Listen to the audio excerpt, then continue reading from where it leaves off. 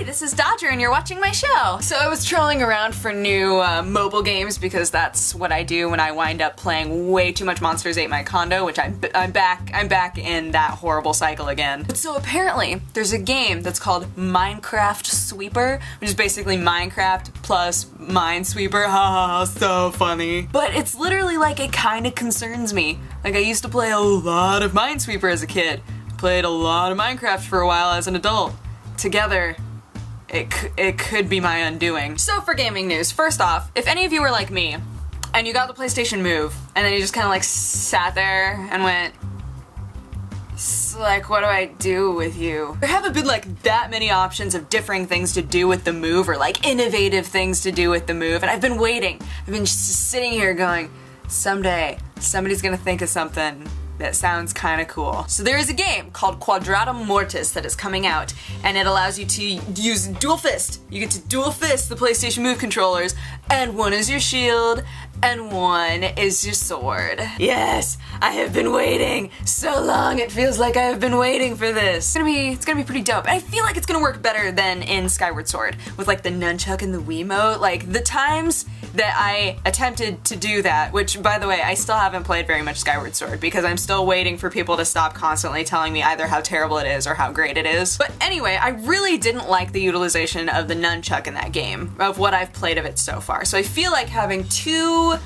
PlayStation Move controllers will make it easier somehow. I don't know, maybe that's all just in my mind. Maybe it'll be kind of like when I was little and I really wanted to learn how to skateboard and I thought for sure I was Goofy Foot and I really wasn't. Snowboarding though, I switch. I like flop back and forth so I have both of my feet angled this way so that I can just be either. Anyway, off topic. So Zynga, our favorite social game dog god that just kind of hangs out and does strange things all the time.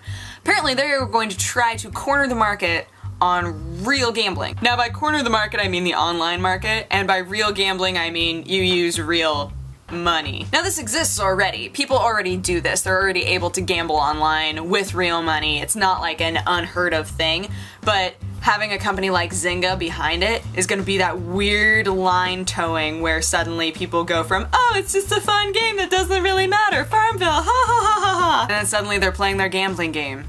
And then they're broke. Not saying, of course, that this is like totally out of line and how on earth could they, because obviously they have games that kind of nickel and dime you to death already. But with gambling games that actually utilize real money, there's a lot more possibility for there to be lawsuits, issues that way. I'm just really surprised that Zynga wants to try to spread out into this area when it's such shaky ground. Yeah, so they have Zynga Poker and they're working on Zynga Casino. So, you know, tons of fantastic online gambling opportunities for your mom and your grandma who are equally addicted to Farmville. Is Farmville even still a thing? I keep referencing it, but I don't know. Like, I've tried to ignore its existence for so long, and now I'm wondering if people still play it. As a final bit of news, Star Wars The Old Republic has actually been lauded as one of the most accessible games to disabled players. Side note, disabled players are incredible to me. Like, if they want to play a game, they figure out how to play it, like, in the smartest way possible. It just blows my mind. Some of their dexterity points must be, like, out of this world. Some of them seem like little things, but when you think about it, it's like, oh, that actually is really helpful, like a colorblind friendly map.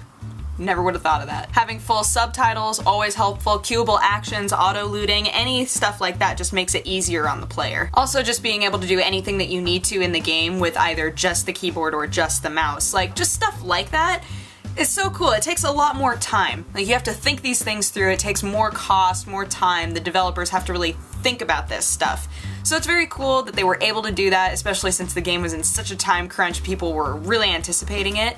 So now that it's out and they were able to do all of those things, I'm glad that it's been pointed out. I just love it because, like, if you really love a game and if you want to be good at it, you can be good at it. Sometimes it takes some, you know, maneuvering and figuring out a different way to do stuff and thinking outside of the box, but it can be done. So able gamers, you rule. Just pointing it out. Anywho, that is my show. Thank you so much for watching. If you have a positive or a negative response, feel free to leave it in my comment section. And if you want to have coffee with me, you can click wherever I put the annotation and it'll take you to my other channel.